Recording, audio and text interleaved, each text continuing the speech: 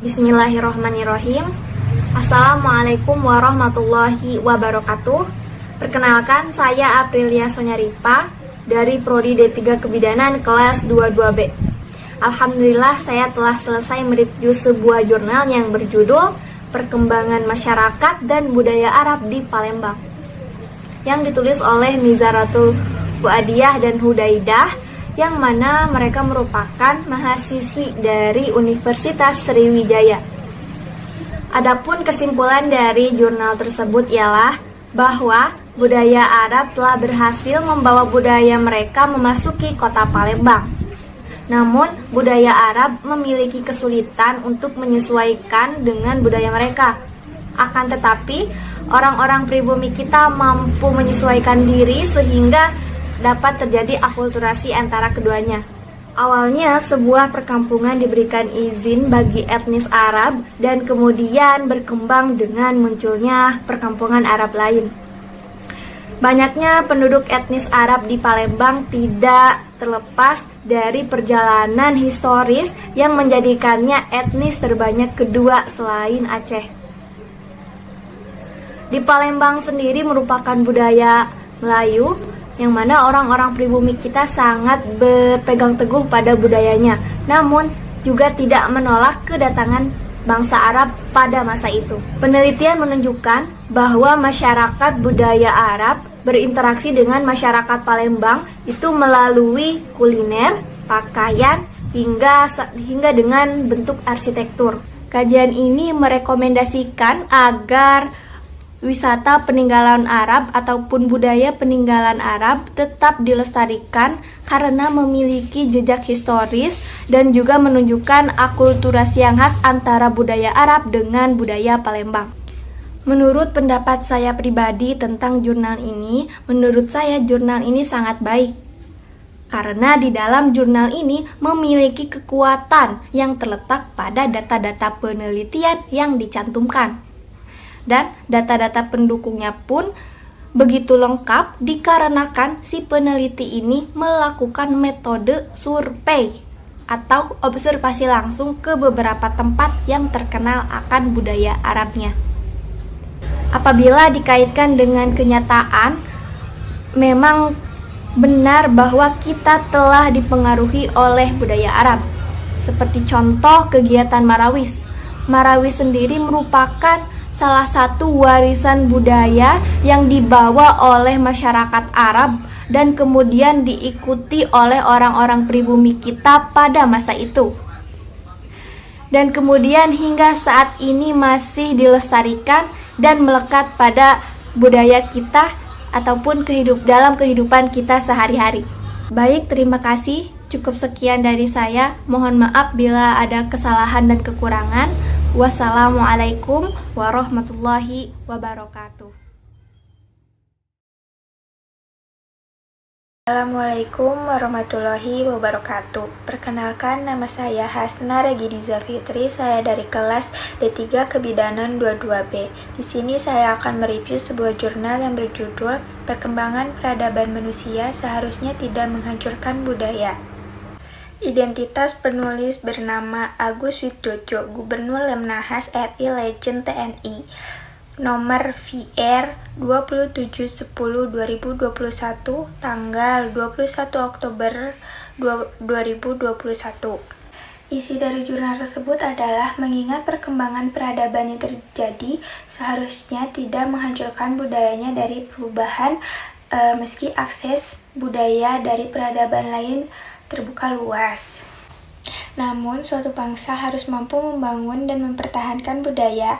Hal ini memerlukan adanya pengelolaan yang baik terhadap budaya.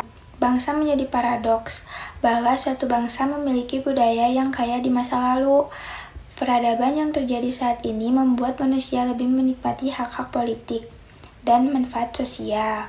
Peradaban akan berubah menjadi maju dengan adanya teknologi, ekonomi, idealisme, dan kemajuan ilmu pengetahuan.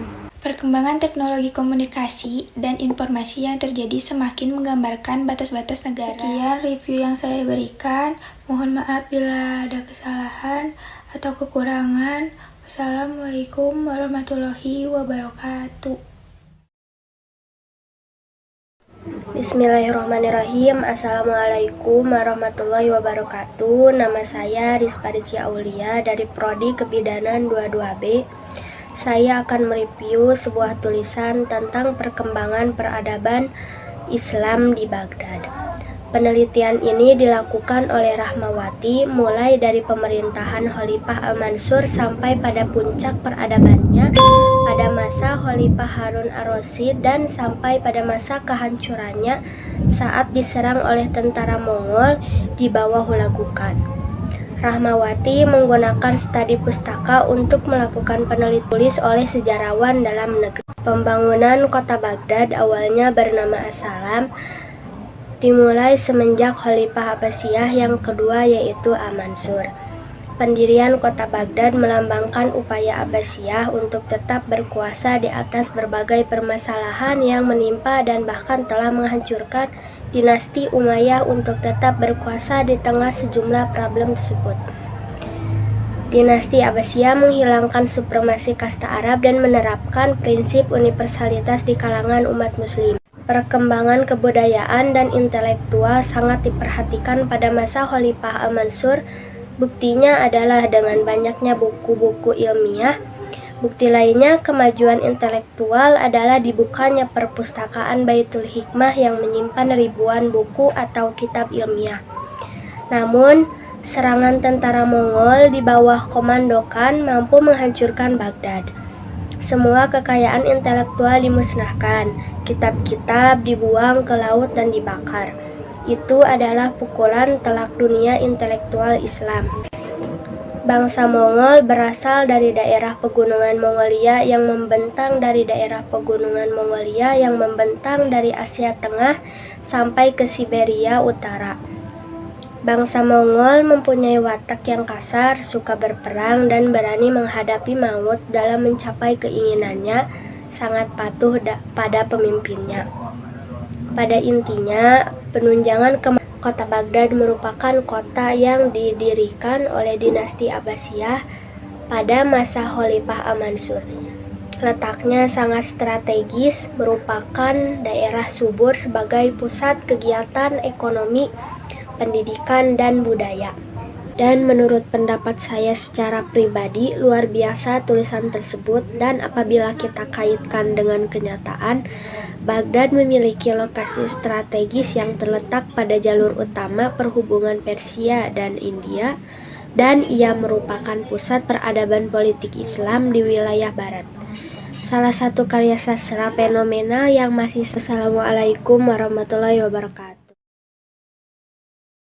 Saya akan menjelaskan tentang review jurnal kebudayaan manusia dalam keanekaragaman budaya dan peradaban manusia dan sumber penghidupannya, yang disusun oleh Ahmad Syukri Saleh, Universitas Islam Negeri Jambi. Manusia dan kebudayaan merupakan salah satu ikatan yang tak bisa dipisahkan dalam kehidupan ini. Manusia sebagai makhluk Tuhan yang paling sempurna menciptakan kebudayaan mereka sendiri dan melestarikannya secara turun-temurun. Budaya tercipta dari kegiatan sehari-hari dan juga dari kejadian-kejadian yang sudah diatur oleh Yang Maha Kuasa. Selain itu, manusia merupakan makhluk sosial yang berinteraksi satu sama lain dan melakukan suatu kebiasaan tertentu yang pada akhirnya menjadi budaya yang biasa mereka lakukan. Dengan kata lain, kebudayaan adalah karena manusia menciptakannya dan manusia dapat hidup di tengah kebudayaannya yang diciptakannya. Kebudayaan akan terus hidup di manakala ada manusia sebagai penduduknya, dan kebudayaan mempunyai kegunaan yang sangat besar bagi manusia di dalam kehidupannya. Manusia dalam keanekaragaman budaya dan peradaban di Indonesia terdiri atas sejumlah besar sekelompok etnis budaya, agama, dan lain-lain yang plural atau jamak dan sekaligus juga heterogen. Beraneka ragam sebagai negara plural dan heterogen, Indonesia memiliki potensi kekayaan multi-etnis, multikultur, dan multi-agama yang kesemuanya merupakan potensi untuk membangun negeri yang multikultural yang besar. Manusia dengan lingkungan dan sumber rohi, perkembangan, dan tingkah laku makhluk hidup. Sifat lingkungan hidup ditentukan oleh beberapa faktor, yaitu yang ke-1 ada jenis dan masing-masing jenis unsur lingkungan tersebut. Yang kedua, hubungan atau interaksi antar unsur dalam lingkungan hidup itu. Yang ketiga, kelakuan atau kondisi unsur lingkungan hidup. Dan yang keempat, non-material, suhu, cahaya, dan kebisingan. Faktor-faktor inilah yang menentukan lingkungan hidup akan menjadi lebih baik atau buruk. Jadi kesimpulan dari materi ini menurut saya yaitu secara sederhana hubungan manusia dan kebudayaan adalah sebagai perilaku kebudayaan merupakan objek yang dilakukan manusia dan lingkungan juga amat penting. Cukup sekian dari saya. Mohon maaf bila ada kekurangan. Wabillahi taufiq wal hidayah. Wassalamualaikum warahmatullahi wabarakatuh. Bismillahirrohmanirrohim. Assalamualaikum warahmatullahi wabarakatuh. Perkenalkan, nama saya Nisa Safiatul Khair dari kelas Kebidanan 22B. Alhamdulillah telah selesai mereview sebuah tulisan tentang peradabanlah yang berubah, bukan zaman, yang ditulis oleh Kurniawan Pramanto, di mana beliau adalah seorang mahasiswa di UIN Sunan Gunung Jati, Yogyakarta. Dan kesimpulan dari bacaan tersebut adalah kita sering memaknai kemajuan sebuah bangsa atau negara dengan segala kemudahan memperoleh sesuatu seperti teknologi dan sumber daya manusia dengan sebutan perubahan zaman. Tunggu dulu, sepertinya perlu kita luruskan dahulu pikiran kita tentang zaman. Menurut KBBI, zaman adalah perihal jangka waktu yang panjang atau pendek. Sebuah masa berbeda dengan zaman. Peradaban dalam KBBI berarti kemajuan lahir dan batin yang meliputi kecerdasan dan kebudayaan dengan objek sebuah bangsa. Selain itu, peradaban juga bermakna perihal yang menyangkut sopan santun, budi bahasa, dan kebudayaan suatu bangsa. Sebenarnya yang berperan dalam kemajuan negara adalah peradaban, bukan zaman. Ada pepatah Arab yang mengatakan bahwa zaman tak pernah berubah, melainkan peradabanlah yang berubah. Meskipun demikian, peradaban tersebut tidak mempengaruhi kemajuan masing-masing bangsa di segala aspek. Selalu ada dampak positif dan negatif di satu aspek secara bersamaan. Misalnya, perkembangan industri yang memasuki industri 4.0. Ini memiliki dampak signifikan di sektor kecepatan. Bila dampak positif dapat berkembang dengan cepat, dampak negatif pun sama. Dan menurut pendapat saya, memang kita harus sepakati bersama begitu besar dampak dari kemajuan teknologi yang dapat membuat nilai-nilai sosial dan budaya ikut berubah. Kemudian kita menyebutnya sebagai perubahan zaman. Bahkan masalah-masalah yang muncul akibat perkembangan peradaban juga kita sebut perubahan. Padahal kita menyadari bahwa kita berada di zaman akhir dengan segala dinamika peradaban. Sejak Nabiullah terakhir, Nabi Muhammad SAW diutus, jadi dinamika persoalan nilai sosial dan budaya yang tergerus bukanlah akibat dari perubahan zaman, melainkan peradaban. Sekian dari saya. Wassalamualaikum warahmatullahi wabarakatuh. Assalamualaikum warahmatullahi wabarakatuh. Perkenalkan, nama saya Leni Rahmawati dari kelas Kebidanan 22B. Di sini saya akan mereview salah satu jurnal yang berjudul Museum Nasional Prajna Paramita yang ditulis oleh Dewi Murwaningrum M.Hum dan diterbitkan di Museum Nasional Indonesia tahun 2020 di Jakarta. Setelah saya membaca jurnal ini, dapat disimpulkan bahwa Museum Nasional yang memuat artikel-artikel mengenai sejarah dan kebudayaan. Tujuan dari diterbitkannya jurnal ini adalah sebagai sarana publikasi hasil pemikiran ilmiah dan menginformasikan hasil kajian dan pengamatan terkait museum, sejarah, dan kebudayaan. Meningkatkan penyebar luasan informasi hasanah kebudayaan bangsa dan meningkatkan apresiasi masyarakat terhadap museum. Dari jurnal ini, kita dapat mengetahui peradaban dan kebudayaan. Nah, jurnal ini juga terdapat beberapa karangan ilmiah populer yang bersifat deskriptif, analitik, dan teorik yang berkaitan dengan keanekaragaman kebudayaan Indonesia dari berbagai disiplin ilmu, yaitu prasejarah, sejarah, arkeologi, fisiologi, dan lain-lainnya. Nah, sekian review dari saya mengenai jurnal Museum Nasional Prajna Paramita ini. Sekian yang dapat saya sampaikan. Terima kasih dan wassalamualaikum warahmatullahi wabarakatuh.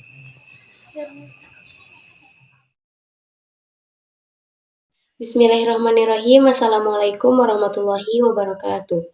Perkenalkan, nama saya Wisnaranti Holiso dari Kebidanan 22B.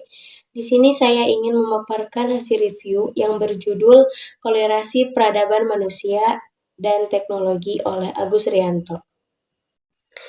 Nah, untuk pemaparannya yaitu manusia tidak dapat lepas dari perkembangan teknologi yang dalam istilah Roger Fielder disebut koeksistensi dan koevolusi. Hal ini diperjelas oleh Hikmahanto Juwana dengan pendapat bahwa kehidupan manusia tidak dapat dilepaskan dari kemajuannya teknologi. Ketergantungan itu menetapkan teknologi menjadi kebutuhan primer dan bukan lagi sekunder, hingga teknologi itu adalah keniscayaan yang tidak mungkin dapat ditolak kehadirannya. Di sini ada dua alasan mengapa manusia tidak dapat menolak adanya teknologi. Alasan pertama yaitu manusia modern tidak bisa menjamin penuhnya kebutuhan tanpa hadirnya teknologi. Dan kedua, kemenangan budaya teknologi sudah tidak dapat digagalkan lagi. Nah, seperti itu. Nah, jadi bagaimanapun manusia tidak bisa menghentikan dengan adanya teknologi seperti itu karena membutuhkan karena manusia tidak memungkinkan untuk memenuhi atau menyempurnakan seperti itu ya tanpa adanya teknologi. Nah, sekian pemaparan dari saya. Semoga apa yang saya jelaskan, apa yang saya review gitu tentang korelasi peradaban manusia dan teknologi semoga bermanfaat dan semoga kalian paham dengan apa yang saya jelaskan atau dengan saya paparkan dengan atau yang saya review seperti itu ya. Terima kasih. Mohon maaf jika banyak kesalahan. Sekian dari saya. Wassalamualaikum warahmatullahi wabarakatuh. Bismillahirrahmanirrahim. Assalamualaikum warahmatullahi wabarakatuh. Izin memperkenalkan diri, nama Rima Rohmawati dari kelas 22B Kebidanan. Alhamdulillah, saya telah selesai mereview sebuah tulisan tentang nilai-nilai karakter yang membangun peradaban manusia yang ditulis oleh Teni Subjatmika. Adapun kesimpulan diantaranya adalah situasi dan kondisi sosiologis yang terjadi menunjukkan terjadinya pergeseran nilai pada hampir setiap bidang dan sendi kehidupan manusia, terutama di bidang pendidikan. Pendidikan karakter yang dimaksud adalah pendidikan karakter yang sesuai dengan nilai-nilai kebudayaan bangsa.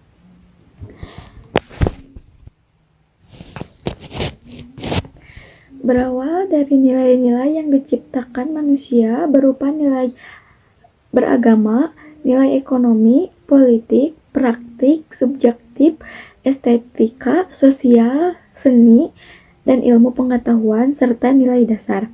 Kemudian, nilai-nilai yang membangun karakter manusia berupa nilai fisiologis, nilai budaya, nilai agama, dan tujuan.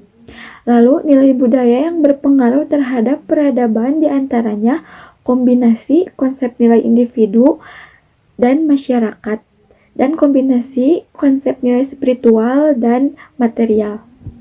Dan adapun pendapat menurut saya, nilai-nilai karakter yang membangun peradaban manusia adalah sebagai upaya pembangunan nilai yang diciptakan manusia. Sekian pemaparan materi yang dapat saya sampaikan dari tulisan tersebut. Mohon maaf bila banyak kesalahan. Wabillahi taufiq wal hidayah. Wassalamualaikum warahmatullahi wabarakatuh.